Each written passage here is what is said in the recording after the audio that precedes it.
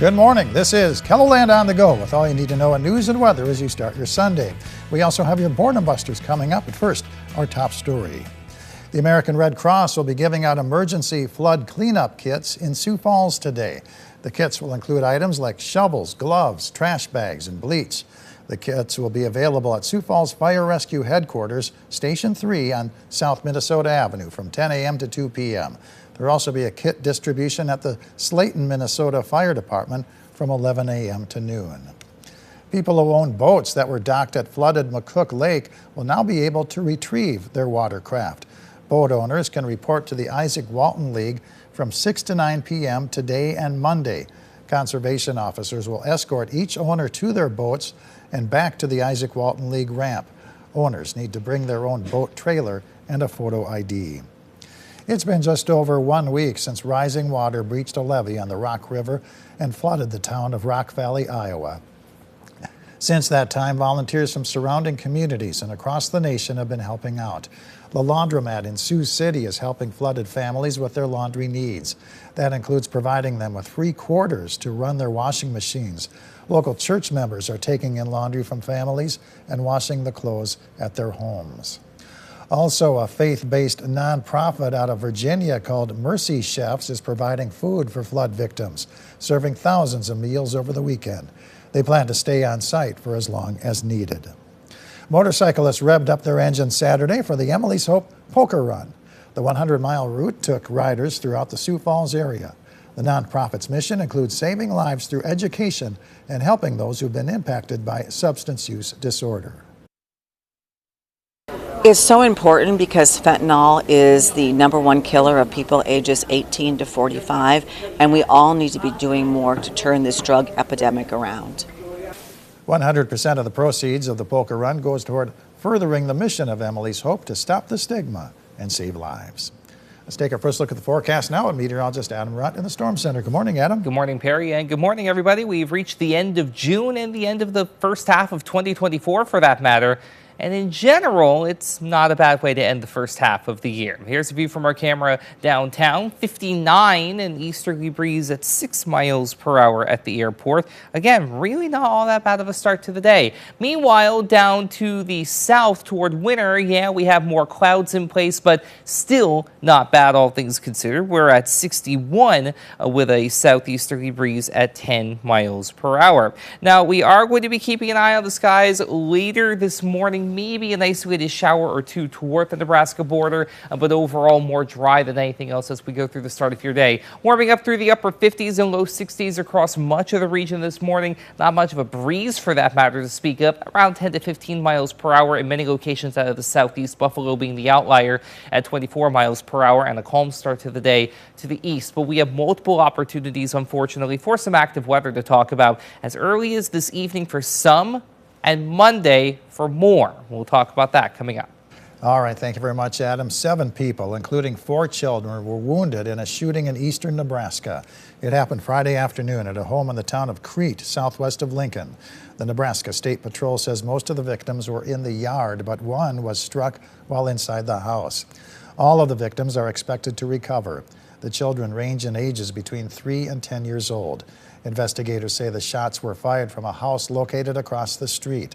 Law enforcement set up a perimeter around the house. The SWAT team entered and found the 74-year-old suspected gunman dead from an apparent self-inflicted gunshot wound. A local woman who spent more than 20 years in the healthcare field is now on the receiving side of care after being diagnosed with a grade 4 brain tumor. Sarah Beck is a nurse at Sanford Health and says it started as just a small headache.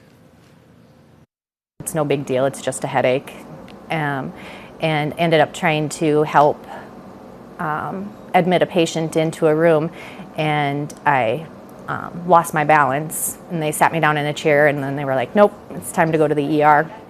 So I went over to the ER and got a CT scan and was diagnosed with a aggressive brain tumor, grade 4. Returning to work is just part of Beck's plans. Find out how this cancer patient is also preparing to compete in the Sioux Falls Half Marathon in tonight's Eye on KELOLAND. The Black Hills Roundup gets underway in Belle Fourche with a ranch rodeo. Activities start with a community barbecue at 5:30 Mountain Time. That's followed by mutton busting at 5:45. The coronation of Miss Black Hills Roundup is at 6 p.m. The ranch rodeo begins at 7. The Black Hills Roundup runs daily through July 4th. The summer concert series at Goodhurst State Park, southeast of Sioux Falls, features Kobe Jordan with Fat Kid Phillies. The music starts at 4 p.m. A park entrance license is required. Seating is limited, so you may want to bring your own lawn chairs or blankets. The Sioux Falls Municipal Band performs a free concert titled Who Done It? The concert takes place at the Terrace Park Band Shell at 8 p.m. And Springdale Lutheran Church, southeast of Sioux Falls, is hosting an ice cream social. Serving time is 4 to 6 p.m. The cost is a free will offering. Adam? Overall, it's a pretty quiet start to the day out there. Satellite and radar not showing much beyond the aforementioned cloud cover that I was talking about in winter earlier this morning. But in terms of organized activity, that's a couple of thunderstorms in Wyoming, a low pressure system over Montana. But in terms of anything noteworthy, not really anything yet. As we head later into the afternoon and evening, however, that is expected to change, as we do have to keep an eye on the potential for a little bit of active weather. There is that marginal risk level 1 out of 5 in place, basically for the western half of South Dakota, where we're going to be keeping an eye on a couple of thunderstorms that are going to be getting their act together as we head later into the evening and into the night. Wind and hail are going to be the main concern. So here we go through Futurecast. And again, we'll have some cloud cover at times beyond an isolated shower down to the southern part of the region near the Nebraska border. Much of the day is going to be pretty quiet. But then in the afternoon and evening, there's 6 p.m. You can see those thunderstorms firing up out to the west as they try to push eastward as we head into the first part of your night. Much of the night is quiet. After midnight, however, we are going to keep an eye on a couple of thunderstorms that try to pop up toward daybreak into the morning commute on Monday in southeastern KELOLAND. And then watch what happens as we head later into the afternoon and evening. A better chance for showers and thunderstorms through the evening and into the first part of your night. All forms of severe weather will be on the table, from heavy rain, especially unfortunately to the southeast, wind and hail, and even in central and western South Dakota, there is an isolated tornado risk in place with any storm that gets its act together. It is a slight risk level 2 across the board, though.